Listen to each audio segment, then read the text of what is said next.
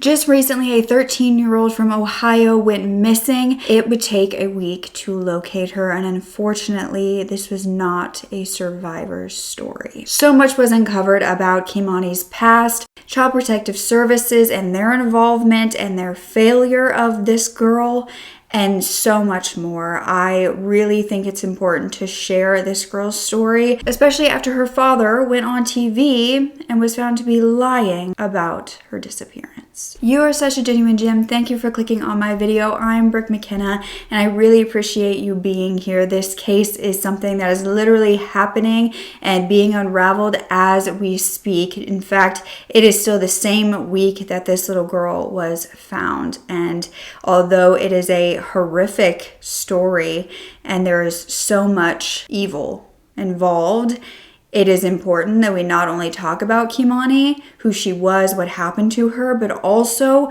what led up to this and how this could have been prevented. There are so many people in this case who have said that this was a preventable murder. I feel very passionately about foster care reform, the Child Protective Services, and their lack of accountability and the failures that they have in regards to so many children. I have a whole playlist if you would like to learn more. I come from a family who did foster care for 11 years, and I know the ins and outs and the horrors of this system, which makes these cases so much more heart-wrenching.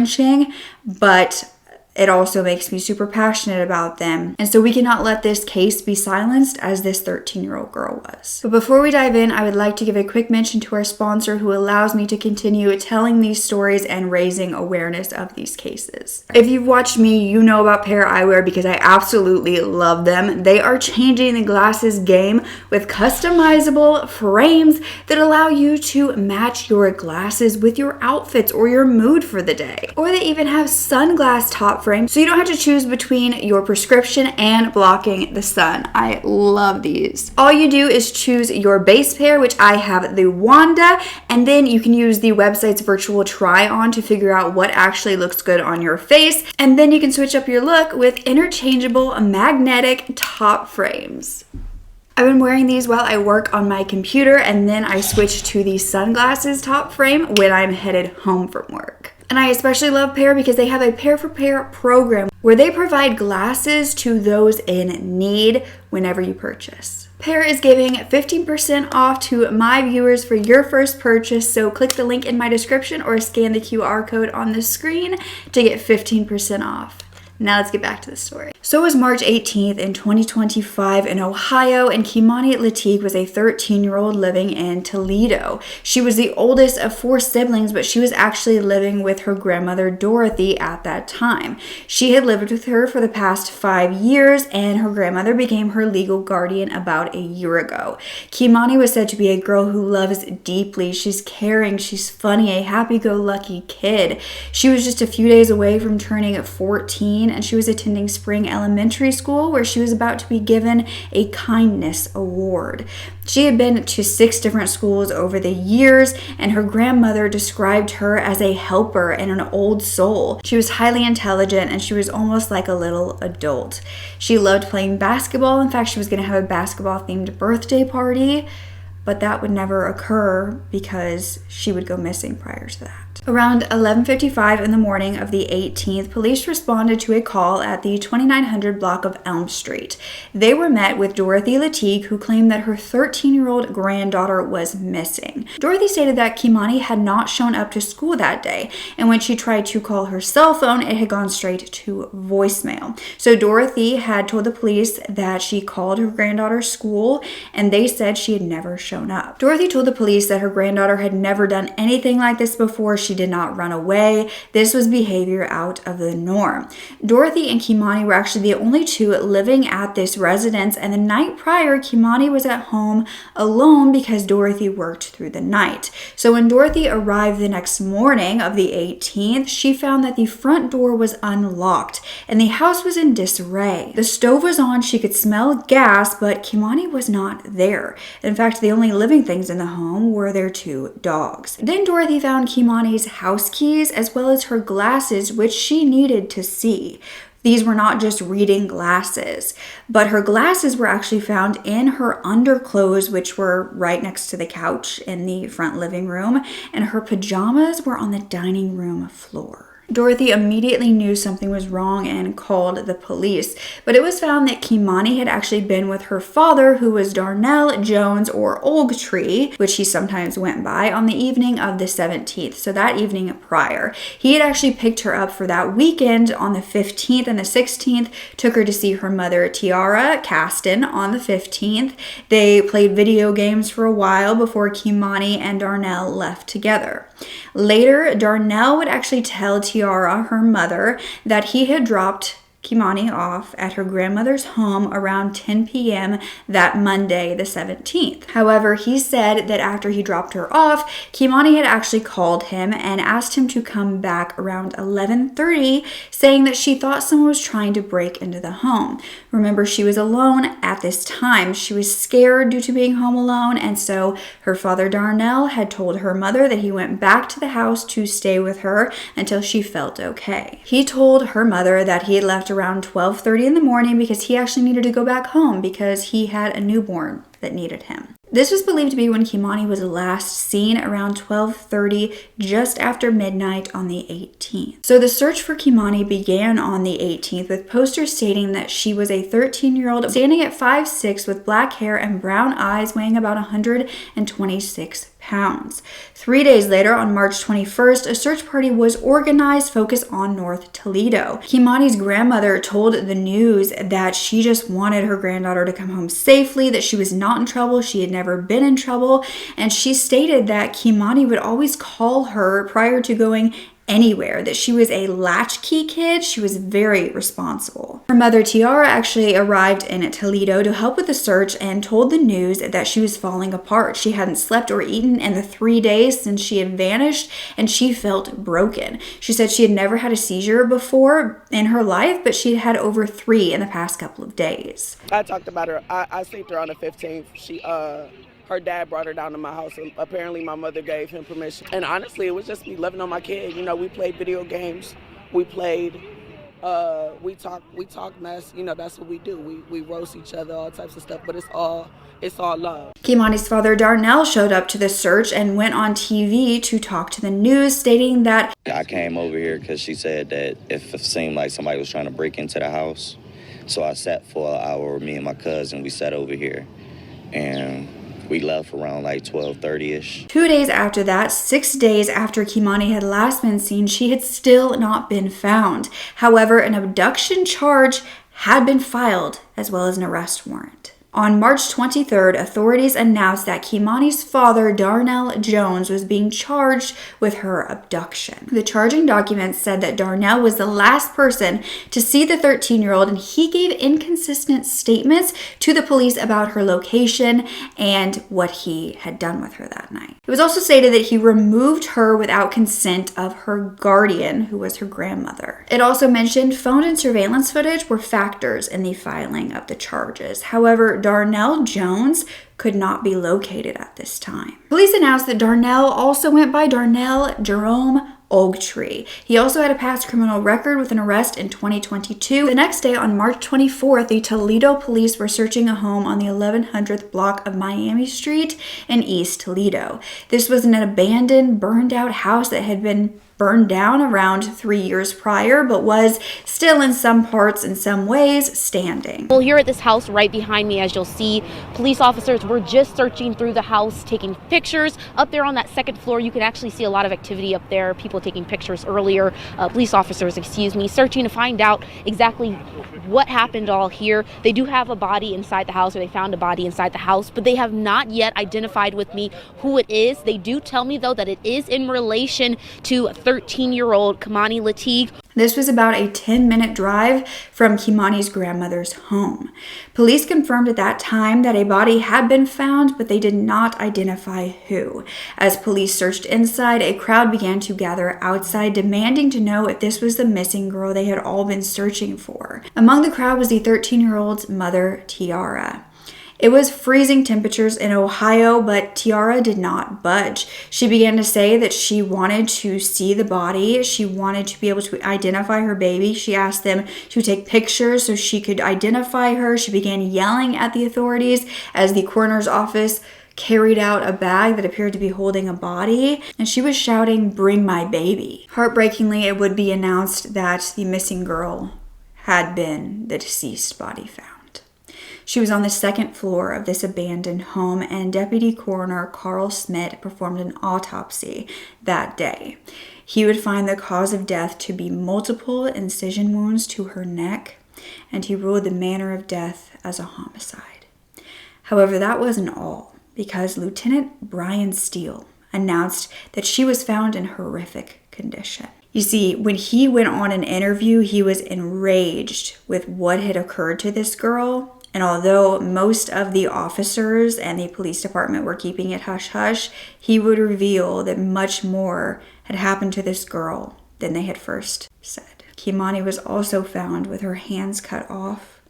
She was almost decapitated, and she had also been essayed. When officers were asked if they believed that others besides her father were involved in this, the Lieutenant Dan Gherkin stated, "Until we're done with the whole investigation, I can't tell you how many people are involved." At this point, they didn't even have one person in custody because her father was still on the run. Another arrest warrant was then issued for her father, Darnell Jones, for murder and felonious assault. He had still not been located, and investigators had not yet detailed a motive in this case. Hours after her body was found, social media videos showed her grandmother, Dorothy, actually being led out of her home by Toledo police wearing handcuffs. There were requests from the media to the police for information about this sighting and if an arrest had been made, but at this point, no response was made. The next day, on March 25th, a vigil was held for Kimani, and a crowd once again gathered at this abandoned home chanting her name.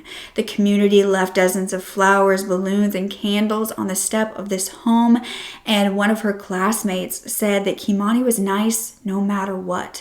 Even if people were messing with her, picking on her, she was always nice. This is when a former teacher of Kimani's came forward. Her name was Kayleen Harabedian, and she was Kimani's 6th grade teacher at the Bennett Venture Academy. Kayleen said that Kimani was very sweet and greeted her every morning with a hug, that Kimani really only ever wanted affection, like she didn't get enough of it at home. But that's when Kayleen would announce to the press, to the media, that she felt that this murder could have been prevented. You see, she stated that she and other staff members at the school had called CPS multiple times, or what is known in Ohio, CSB, which is Children's Services Board in Ohio, to report things that Kimani had said that concerns them. It's hard because, especially in a role like education, your day doesn't end at 3:30. You take these things home with you. They weigh on you. I'm a parent myself, and I tried my best to make sure that she was removed from that environment to make her have a safe place, and it just fell on deaf ears. And I think that had she been investigated more, this was looked more into, she would 100% be alive today. Kimani had confided in these safe adults and in her peers certain things that were concerning, and then she was coming to school with visible injuries. Even her peers saw that she had bruises on her body. And so at that time last year, when her family was reported to CPS or CSB, she was actually with a different guardian. The teacher did not confirm who. However, I found out that this was her godmother, who had been watching over her prior to her grandmother gaining custody. So all of these mandated reporters at the school told the Lucas County CPS that this little girl might be at risk for abuse at home. However, nothing was done and nothing was followed up. And when 13 Action News actually reached out to Lucas County CPS, they stated that none of these documents in this case were public record, and they had no statements to make. After this was revealed, many began to demand accountability for the reported abuse allegations going unheard. Some in the community tagged the abandoned home with CBS, "Where's your accountability?" and "Her life mattered." and you let them silence her. Search party organizers who led the police to the abandoned home where Kimani was found said that the abandoned home was like a playground for crime and urged the city to take action on abandoned homes in the city. That same day, it was believed that the murder suspect was located. However, they didn't immediately name the suspect.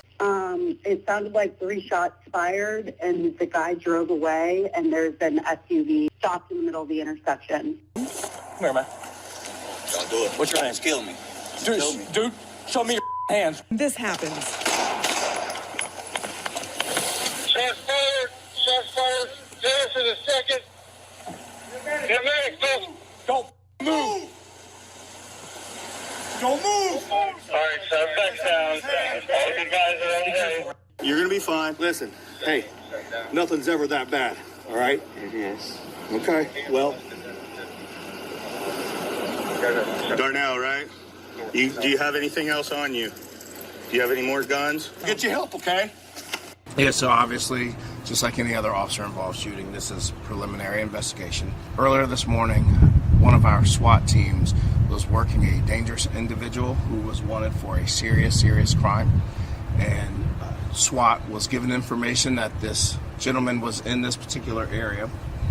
When SWAT arrived, they did make contact with the suspect in question that they were looking for, confirming the identity of, in fact, that suspect being the person that they were watching. I can confirm that an officer did discharge their firearm, striking the suspect. The suspect was transported to a local hospital. This is a safe, contained situation, and there is no longer a threat to the public. After this was all revealed, Toledo police announced that they had done surveillance on Darnell after he was first charged with the abduction on Sunday, and they had warned Columbus police, which was 2 hours away, that they believed a dangerous suspect was in their city. So around 10 a.m., Columbus police SWAT officers had actually spotted who they believed to be the suspect. This was in the Victorian Village neighborhood at Denison and 2nd Avenue. So days after surveillance, 2 officers confronted Darnell when he was outside. Now this incident actually ended with one person leaving in an ambulance. The court documents stated that the SWAT officers confronted Darnell, that he fired a gun at them from the inside of his sweatshirt. The officers then returned fire and actually struck Darnell. Now none of the officers were injured, but Darnell was rushed to the hospital in critical condition. This will undergo an investigation due to the officer involved shooting, and there are a lot of discrepancies as far as if Darnell fired first. A gun was found at the scene that did not belong to an officer, but it's unknown if he fired first, how many officers fired at him, and how many rounds. That's still unknown.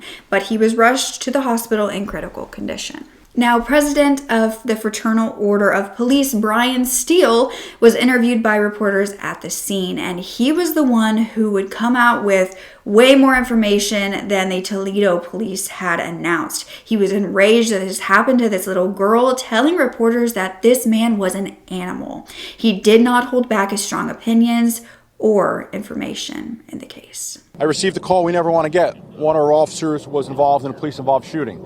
Immediately went to scene to speak to our officer, one of our SWAT officers, a dedicated officer, highly trained, as you know, our Special Operations Bureau, longtime member. He's okay. Thank God he's okay.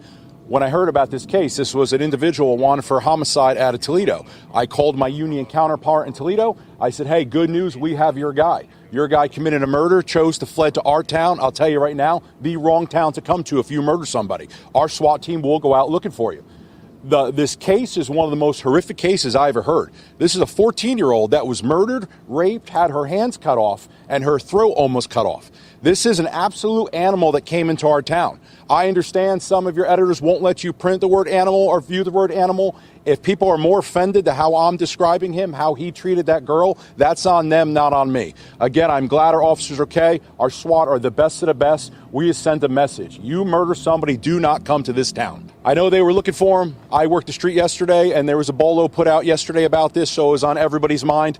The officers are circulating area, patrol detectives, they're looking for this individual. This is what SWAT does. SWAT goes out there. Some of them have uniforms. Some are in plain clothes, in plain cars. And it's my understanding that they had a location on this suspect vehicle, and they did what they do. They circulated the area, they saturated the area of the Short North, and one of the SWAT officers did find them. There was a confrontation. The individual had a gun. You pull a gun on his officers. We've said many times, this is the outcome you could expect. The officers shot him. It's my understanding he is in a local hospital right now. I do not know if he fired back. I just know a gun was recovered from the scene. It's my understanding this individual might have been walking around the Short North area all night. You got not just a murderer, a violent murderer, a sadistic murderer in our neighborhoods is appalling. Again, thankful for the men and women of the Division of Police, our members, for going out there every day, finding these individuals and removing them from our street. I'm so glad nobody else was hurt. Now, the man wanted for murder was taken to the Ohio State University Wexner Medical Center. He was in stable condition and expected to survive. This was also the day that Toledo police denied that Kimani's grandmother had been arrested. Despite being in handcuffs, they claimed that they were simply moving her to safety, and they always transported people in cuffs. It was their police policy.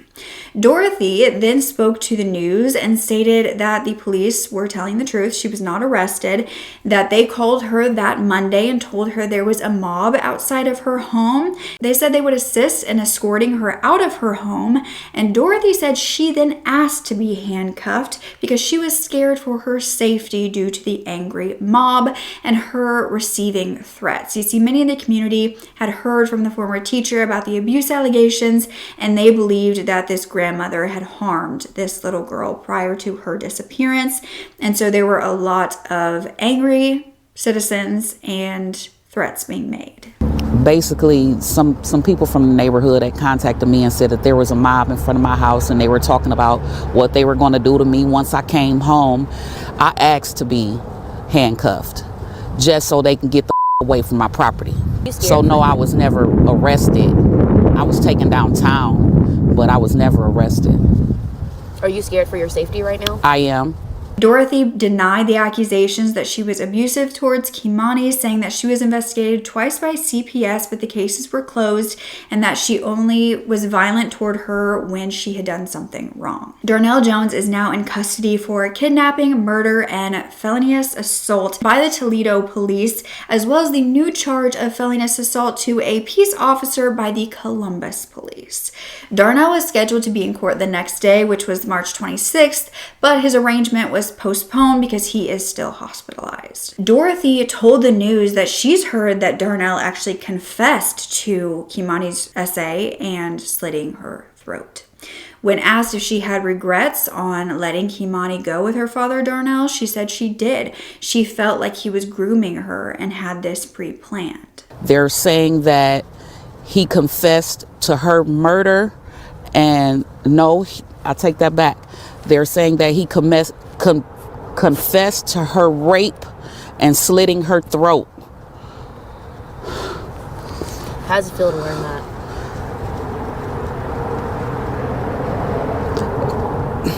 I can't even say.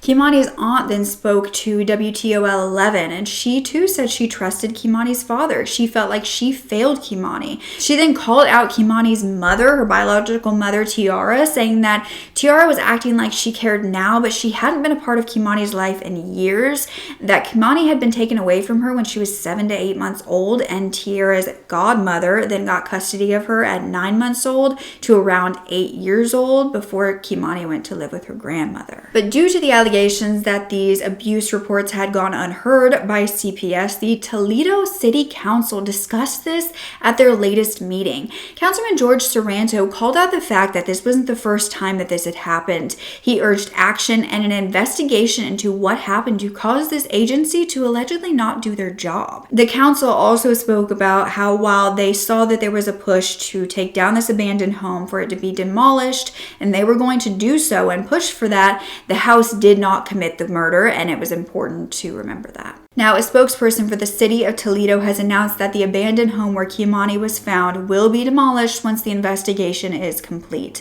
In the meantime, the city has boarded up the property. The spokesperson said that what happened here is an unspeakable tragedy, and they hoped that removing the structure would help the community heal. Toledo Police Chief Mike Trindle gave more details in the investigation during an interview with 13 Action News. It's probably the worst possible outcome And eventually it evolved into us believing there was foul play, us believing that her dad may have something to do with it. Dad was interviewed. He gave us his version of the story. Eventually, we had nothing to say that was not true. Those are things that happened later on in the week that we started saying, some of the things he told us was not true. Why is he lying to us? And until we can get him back here and interview him and talk to him, there's a lot of stuff that we don't know the answer to, because we have not been able to interview him since we knew he was the suspect. Did the Columbus police officer say anything that was wrong, Brian Steele? Yeah. Well, did he say anything that was wrong? Sure. If you're talking factually, I'm not going to get into whether he was factually correct or not, but what I will tell you is I was very taken aback by those comments. To me, unprofessional. Not his place. There's a lot of things that he was running his mouth about that he had no business talking about. Those are details that we would never release in an investigation. How insensitive is that? He has no idea if the family knows any of those details. Our coroner hadn't done the autopsy yet when he's running and saying those things. This case is unraveling as we speak, but I wanted to get the information out about what happened to Kimani Lateeg as soon as possible. This case needs coverage and demands justice. What I want to know is the same as what is written on the outside of the house she was found in. CSV or CPS? Where's your accountability? Do you believe that Darnell is the sole suspect? What about the cousin he stated was with him when he saw Kimani that night? Did this cousin have something to do with this murder and this SA? Do you believe the grandmother will be charged with anything? Neglect, abuse? How could a father do this to his daughter? What kind of monster would he have to be to do so? What other motive would make sense other than him being a disgusting human being? There's simply no other motive than that. This man did not even have to be a part of Kimani's life. She was with her grandmother, and that was the grandmother on her mother's side. He chose to be a part of his daughter's life. For what? To attack her, to groom her, to kill her. Why? Now again, this is all alleged at this point, as he is innocent until proven guilty, but he has been charged. Do you think once more information comes out, it will change our opinions on the father? Or do you think it will confirm the horror that we imagine? I'm absolutely disgusted beyond comprehension. And Kimani Lateeg, I hope you're resting in peace, sweet girl. This little girl seems like someone who gave love to everyone she met. She trusted him enough to call him allegedly and let him know she was scared. And instead of taking that fear away as a father is supposed to do, he may have been the one who terrified her. No little girl deserves this. Where were all of the people who could have protected her? And why weren't the people who tried ever given any sort of a voice? Why did these mandated reporters get no response? Why did these social workers let Kimani remain silenced and possibly in an abusive home? There's so many whys in this case. Like I said, I will leave that playlist of foster care horror stories, adoption horror stories, CPS failures. I had 19 foster siblings myself, if you were unaware, and I firsthand saw the negligence in the department. And so if someone as young as I was 5 when we started foster care, could see what is wrong in this system, how in the world is this still something that we are fighting against? Why is there still no accountability? Why is this still happening to children? I will never understand that, and I will continue to fight for all of the victims, living or deceased. Now, if you didn't know, I uploaded a Wednesday video this week. I talked about 6 tourists who were poisoned to death and hostile staff members were arrested. It's an insane case. They still have not gotten justice. There's a lot of rumors of a cover-up in that case, so I will link that down below if you didn't happen to see it. I would love your opinion on, I upload every single Sunday, but would you like if I uploaded Wednesdays and Sundays, both at 9 a.m. CST? How do you feel about that? Is one enough? Would you like to? Let me know. But don't forget to speak up. Your voice is powerful enough, and I love you to absolute pieces. Okay, bye.